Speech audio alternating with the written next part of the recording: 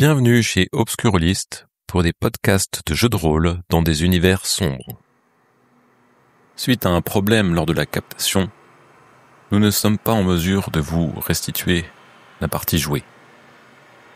Je vous propose donc un résumé de ce qui s'y est déroulé, suivi par la séance de l'acte 3 avec les joueurs. Bonne écoute. Des agents de Dune, acte 2. L'héritier Shogo Nagara reçoit un message de la comtesse, ainsi que des marchandises de la famille qui va devoir négocier avec le Chom. Il décide de stocker les marchandises dans un entrepôt mis à sa disposition par la maison Harkonnen. Sur place, ils y retrouvent le docteur Erika Gagno, chef scientifique de la famille Nagara, qui inspecte les marchandises et commence à travailler sur l'épicéage. Les protagonistes sont amenés à négocier avec l'envoyé du Chom, Sabria Zahir. Utilisant leur art oratoire et l'impatience de Sabria, les parlementations sont fructueuses et ils obtiennent un bon prix des marchandises Nagara. Dans cet univers hostile, l'héritier et son équipe doivent apprendre la rhétorique et le jeu des joutes orales s'ils veulent que la famille Nagara survive dans l'Imperium. Pour poursuivre leur formation, Corbus Zan, le Manta Harkonnen, les emmène dans une usine afin de leur démontrer l'efficacité de la maison Harkonnen. Sur place, ils constatent comment sont traités les ouvriers. Mais un accident survient. Une énorme cuve de métal en fusion se déverse sur 2 ouvriers. Eux-mêmes en réchappent, avec tout de même le Manta Orin qui est légèrement brûlé. Une rébellion éclate alors, et les personnages se voient confier sa résolution. Ne voulant imiter la brutalité Harkonnen, ils décident d'infiltrer discrètement l'usine. Fidèles à leurs valeurs, ils parviennent à un accord avec Kaloum, le chef des rebelles. Les attentes des ouvriers seront satisfaites. Kaloum les met alors en garde contre la duplicité de Corbus. Les instructeurs sont mécontents. Montrer de la faiblesse est en fait un encouragement aux mutineries. D'ailleurs, une nouvelle rébellion, encouragée par la réussite de la première, sera réduite dans le sang. Le lendemain, le docteur Gagno les informe que les travaux sur l'extractrice d'épices ne se passent pas bien. Sur place, ils constatent un sabotage de leurs appareils et remontent la trace de son auteur, une technicienne nommée Kira Jarro. Arrivé chez elle, ils la confrontent. Elle demande alors une Nordalie par l'épée. Inaya l'affronte et très rapidement la soumet. Kira voue alors son allégeance à la maison Nagara, révélant qu'elle travaillait pour la maison Vernus, espionnant leur technologie. Shogo et ses amis décident alors d'en faire un agent double pour leur maison. Corbus, qui a suivi le manège, leur affirme le soutien de la maison Harkonnen contre leur ennemi commun, la maison Vernus. À leur retour au palais, la comtesse les attend et retrouve avec joie Shogo et sa fille adoptive Inaya. Lorsqu'elle apprend les risques qu'ils ont encourus, elle exige réparation auprès du baron Harkonnen et estime brutalement que leur entraînement est terminé. En partance pour Arrakis, leur navette de transport n'atteint même pas les vaisseaux de la guilde. Victimes d'un attentat, ils doivent essayer de réparer leur transporteur. Hélas, leur entraînement, visiblement inefficace, ne leur permet pas de mettre fin aux différentes pannes. Ils doivent alors abandonner la navette. Et la comtesse périt alors que le transporteur s'écrase sur Gedi Prime. C'est sur de tristes et froides funérailles, dans un vaisseau Harkonnen, qu'ils se recueillent devant le cercueil de la comtesse. Parmi les derniers objets qu'elle transmet à son héritier, maintenant Siridar de la maison Nagara, elle y révèle qu'ils étaient en réalité des otages des Harkonnen, et pas seulement en formation. Arrakis les attend, avec les exigences qui en découlent. Nous enchaînons alors avec les agents de Dune, acte 3. Vous sentez une légère vibration dans la coque de la navette et vous savez qu'elle vient de décoller dans la soute du long courrier de la guilde. Vous éprouvez un bref malaise entre le moment où vous quittez la gravité du vaisseau et celui où vos systèmes prennent le relais. Le pilote corrige la trajectoire et s'éloigne de l'ombre immense en une large courbe. Vous apercevez Arrakis, morne sphère couronnée par une calotte de glace résiduelle souillée, striée par des irrégularités grises des chaînes de montagnes, parsemées d'étendues de sel. Et partout, l'immensité ambrée du désert qui a donné à la planète son deuxième nom, Dune. La richesse n'a jamais été aussi désolée. De l'autre côté de la travée se trouve le capitaine Taras Nikula, le trapu commandant de la garde rapprochée fournie par le baron Harkonnen. Le Manta Corvus Zan est assis à côté de lui, une expression indéchiffrable sur le visage. Quand on relit le message laissé par ma mère, vous étiez otage, pas élève, les Harkonnen sont nos alliés, mais pas nos amis, voilà, j'ai tendance à essayer de pas vouloir m'approcher de tout ce qui se rapproche de près ou de loin à Harkonnen, même si je sais que il y aura une passation de pouvoir, une passation de propriété sur la planète, mais je me méfie. Tu te méfies, et tu comprends aussi dans ce message que ta mère voulait te prévenir du fait que c'était pas des amis, mais elle a quand même marqué que c'était des alliés. Et en fait, là, tu viens de rentrer dans le grand bain du jeu des maisons, du jeu du lance-rat, de la guilde, l'empereur qui vous a confié ce fief, qui peut reprendre à tout moment d'ailleurs. Et tu t'aperçois que c'est pas aussi clair que juste un petit brouille de voisinage, quoi. Il y a des enjeux et des fois même avec ses ennemis, il faut faire des alliances pour pouvoir avancer. Ça devient très très politique. Oui, je vais continuer à les traiter comme pas comme des amis, mais comme des alliés, des gens qui, pour l'instant, vont dans le même sens que moi, mais des gens utiles. Voilà, des outils, peut-être, un peu comme je traitais Aurine au début. Mais mon objectif, il est clair, c'est de sublimer l'héritage de ma mère. Et là, elle me laisse en héritage la planète la plus demandée, la plus voulue par toutes les maisons à travers l'univers. Donc, je vais tâcher d'être efficace, de plaire à l'empereur, de garder la planète et de me séparer le plus vite possible d'Harkonnen. Ok. Est-ce que tu discutes avec tes camarades ? Oui, je pense que on met ça au point, je leur explique mon objectif, et je leur dis que tant qu'on est avec les Harkonnen, il faudra garder un œil dessus. Là, j'en parle surtout à Inaya. Et concernant l'efficacité et la stratégie pour garder Dune, là c'est plutôt vers Aurine que je me tourne. Je compte sur eux pour arriver à mes fins. De toute façon, moi personnellement, je pense que nous sommes plus libres sur Arrakis que nous étions sur Gidi Prime, parce que on était vraiment chez eux. Ils pouvaient nous surveiller. Je pense qu'ils nous ont filmés, nous ont enregistrés. Et je pense que notre langage secret nous sera utile ici, parce que là, on est chez vous. Oui. Donc. Ça, j'ai du mal à m'y faire, hein, en regardant la planète, à penser que c'est chez moi. Mais bon. Donc, comme on est chez vous, j'imagine que on a vos gens, votre force de sécurité, votre armée. Donc, c'est plus compliqué que les Harkonnen nous observent. Donc, ça évitera que, je sais pas, ils essaient de décoder notre langage secret, nous enregistre ou autre. On aura peut-être plus de liberté pour mettre en place une stratégie. Et j'y compte bien. On pourra peut-être même retourner la situation et les observer eux. Tout à fait. Tout à fait. C'est là où je voulais en venir, effectivement. Alors que vous évoquez Arrakis, il y a Corvus qui s'approche de vous. Il y a des turbulences qui secouent la navette au moment où elle pénètre dans la haute atmosphère de la planète. Et en fait, il est projeté vers la travée. En fait, il s'avance comme ça à grands pas. Il se laisse tomber dans un siège. Il essuie ses lèvres tachées de jus de sapho. Il me semble que même l'air manque d'amabilité ici. Tenez. Il vous tend une carte topographique. Cependant, reconnaître un fait constitue le premier pas pour vous engager à votre cause.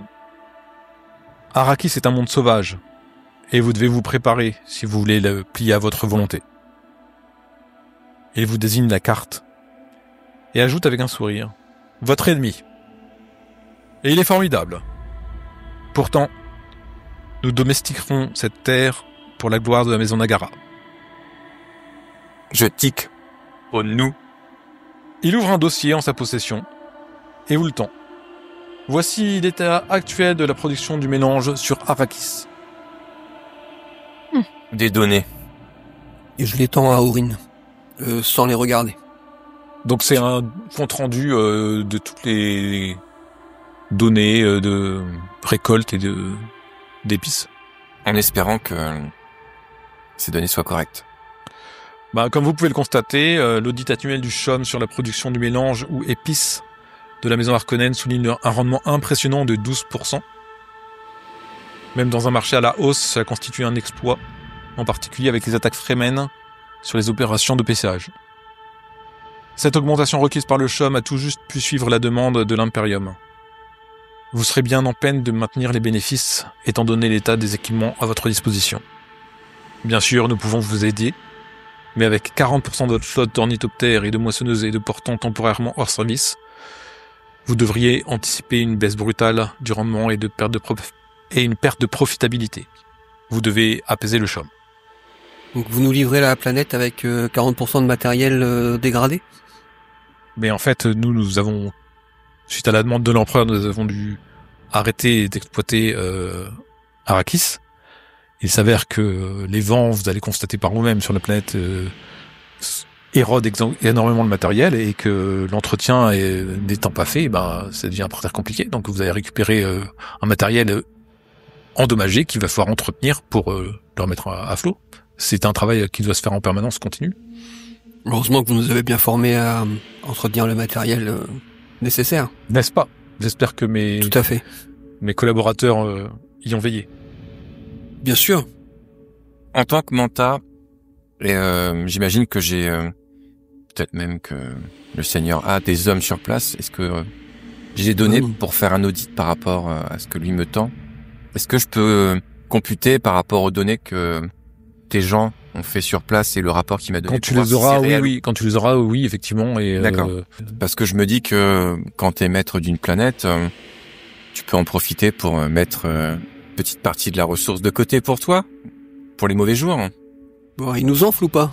Et effectivement, tu peux en mettre un petit peu de côté pour toi, mais vu qu'il faut maintenir la demande et que t'as moins de matériel, tu vas... Ouais, mais est-ce que le rapport est bon ou est-ce qu'il a été embelli ? Ah non, c'est ce qu'il a été rendu... C'est marqué selon le rapport de la CHOM, mais nous on n'a pas le rapport de la CHOM. Mais oui, mais Aurine l'a, dans ses computations. D'accord, il sait que ce qui est sorti et ce qui est rentré au CHOM, c'est la même chose. Parce qu'ils auraient pu encore falsifier le truc. Hein. Après, dans le rapport qu'il donne à la CHOM, si c'est ça ta question, oui, il peut mentir. Tu ne sais pas combien il a mis de côté ou pas. Ce sera à moi d'étudier avec les données que je récupérerai en arrivant sur la planète, en fait. Tu n'arrives pas à lire, en fait, Corbus. Il me manque des données, il me manque... Ouais. Tu sais pas s'ils ont pu mettre de côté, comment ils géraient leurs épisages sur Arrakis, comment étaient les relations avec les Fremen, tout ça, tu sais pas, c'est très obscur. T'as aucun renseignement là-dessus Et en y réfléchissant par rapport aux avancées technologiques que le docteur Erika a pu faire, c'est quelque chose qu'on pourra résoudre, cette baisse franche? Ça, faudra en discuter directement avec elle. D'accord. Tu comptes peut-être sur votre omnigénérateur. D'accord. Vous finissez par approcher de la surface d'Arrakis. Vous voyez les tempêtes, les montagnes escarpées, les tempêtes de sable. Finalement, vous arrivez sur le spatioport et la porte va se déverrouiller et faire entrer un air chaud à l'intérieur de la cabine. Vous êtes tout de suite marqué par cette différence de température.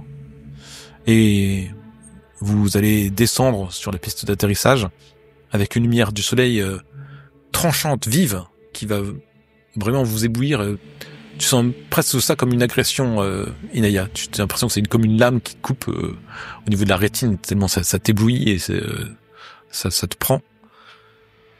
Il y a un homme longiligne qui est habillé de gris foncé, qui porte un bracelet à son poignet et un insigne en forme d'analème infini qui le désigne en tant que membre de la guilde spatiale. Il y a une personne que vous reconnaissez, qui l'accompagne, et c'est votre commandant de la garde, de la maison de Nagara, Roge Varys. Il y a 8 soldats qui sont derrière lui, et derrière le représentant de la guilde. Il y a, avec vous, Taras Nikula, qui vous a accompagné, le capitaine Harkonnen, qui est aussi avec des gardes Harkonnen, ainsi que Corbus Zan, qui est derrière. Et Corbus Zan murmure derrière vous.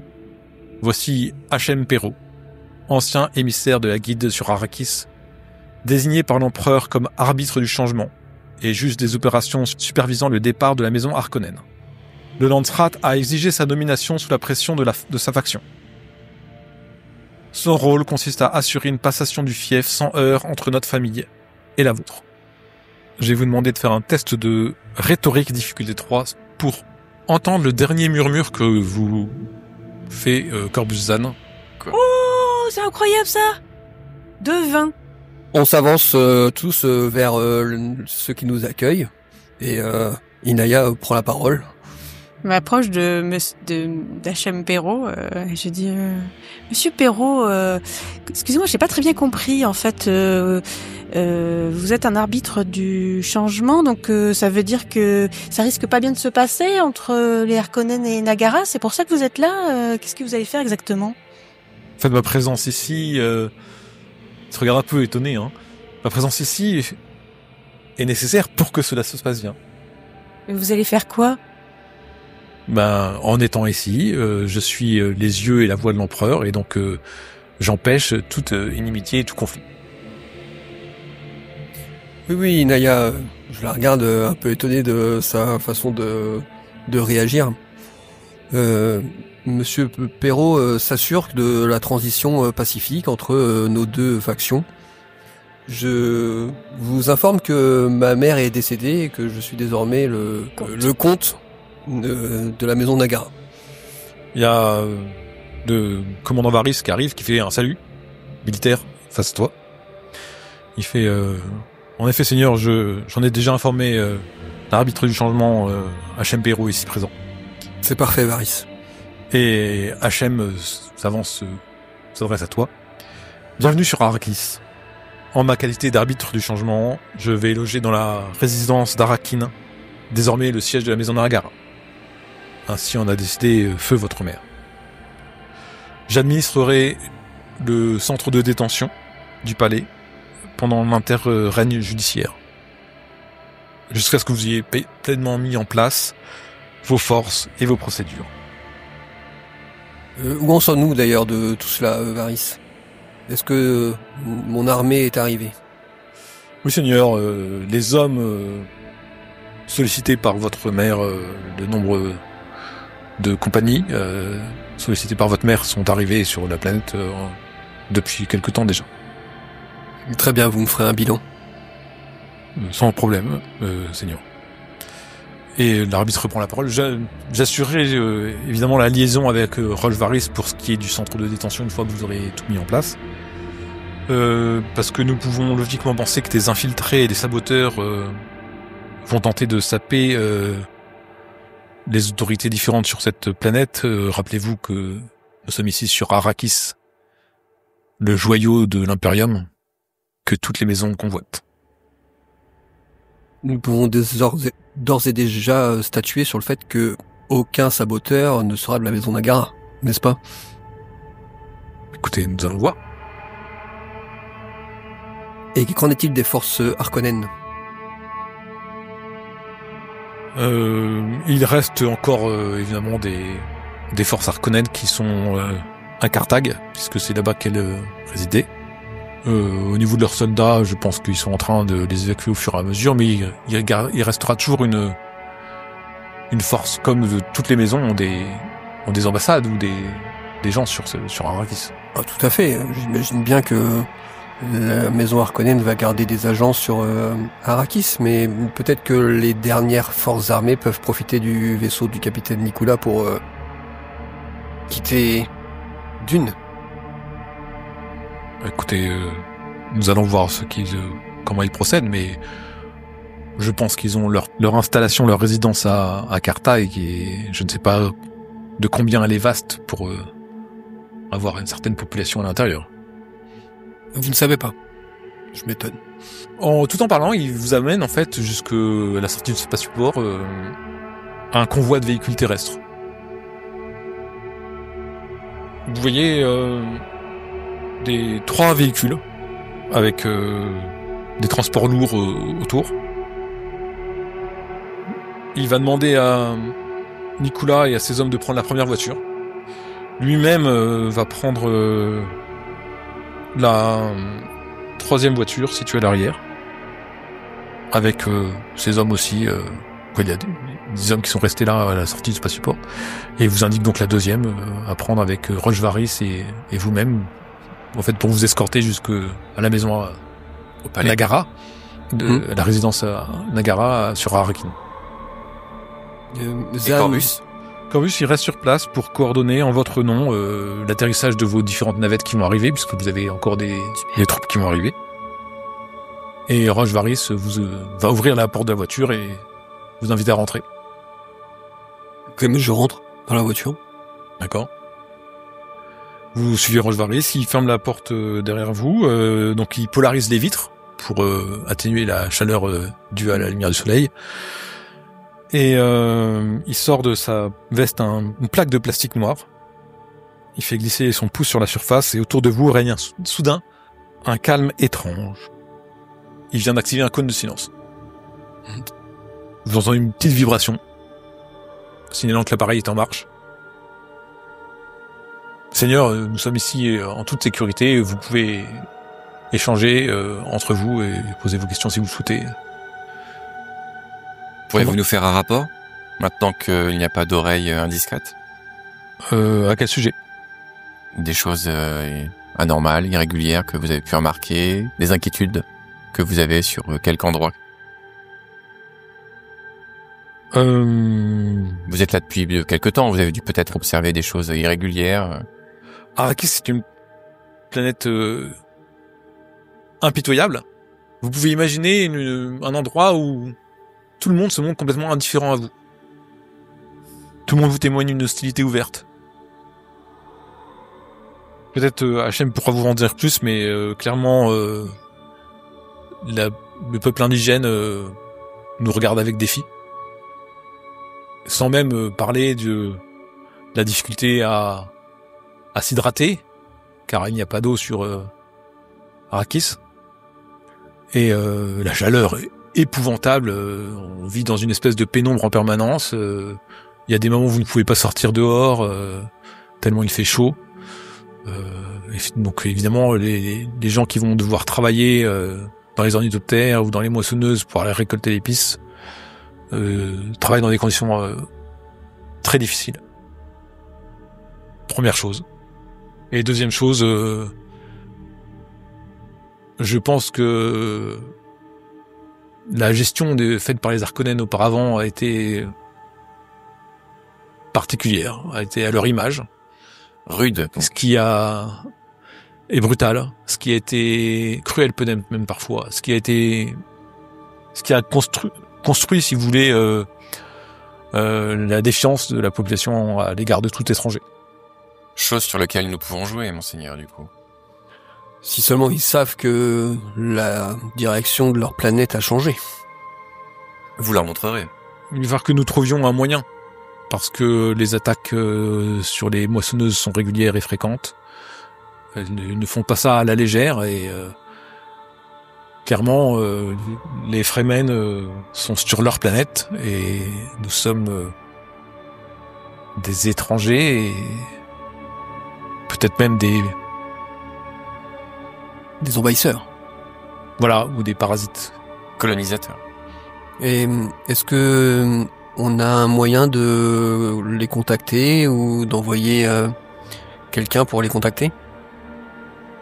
Nous ne les voyons pas souvent à part lors des attaques, mais ils ont des chefs, je crois. Mais ce sont des tribus plus ou moins indépendantes. Donc peut-être on peut en rencontrer, peut-être essayer de tenter d'en contacter, ou peut-être que eux viendront à nous, étant donné que nous sommes les remplaçants des Harkonnen. Ben, je préférerais être proactif sur ce sujet et essayer de communiquer avec au moins certaines de ces tribus ou clans ou quoi.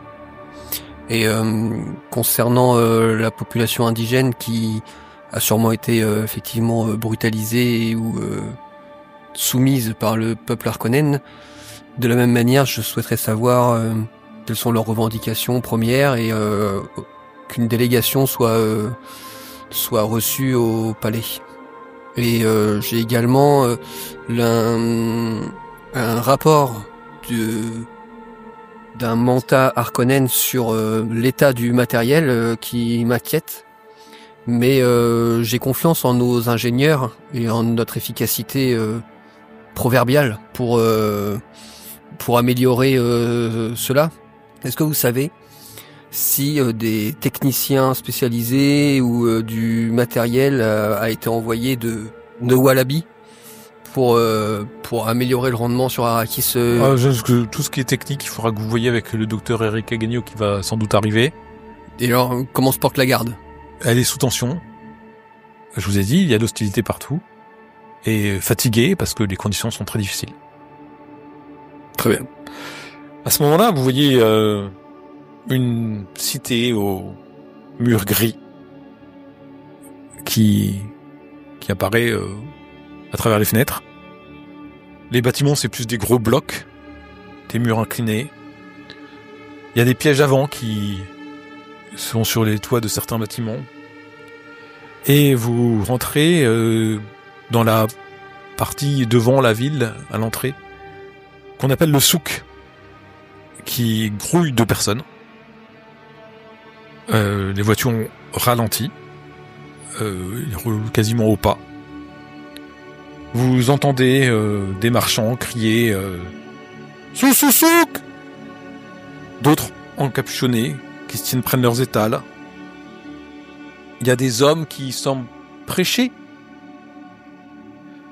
Et des enfants qui courent, des gens qui jouent.